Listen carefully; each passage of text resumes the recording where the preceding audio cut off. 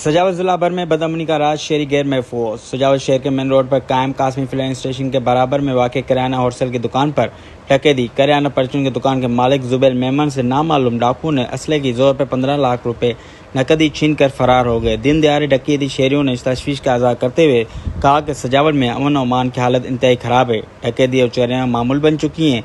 दिन दहाड़े नामालूम लोग ताजरों से असले के जोर पर 15 लाख रुपए छीन कर फरार हो गए, जबकि दूसरी जानिब JUI रहनुमा और ताजरों ने SSP सजावल शैला कुरैशी से मुलाकात करते हुए डकैती की तमाम तफसीलात से आगाह किया और JUI रहनुमाओं ने कहा कि पुलिस को हम दो दिन की मोहलत फराहम करते हैं। पुलिस डकैती करने वाले मुलजमान को गिरफ्तार करके ताजरों की रकम वापस लौटवाए तो वरना दीगर सूरत में जिला भर में शटरबंद हड़ताल करके पुलिस के खिलाफ धरना दिया जाएगा।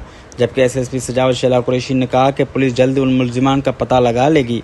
सजावल पुलिस जियो फेंसिंग के जरिए एक टीम तश्कील दी है जो जियो फेंसिंग करते हुए मुलजिमान को गिरफ्तार करेगी और ताजरों को की गई हुई रकम भी जल्द बरामद करके ताजरों के वापस कर दी जाएगी।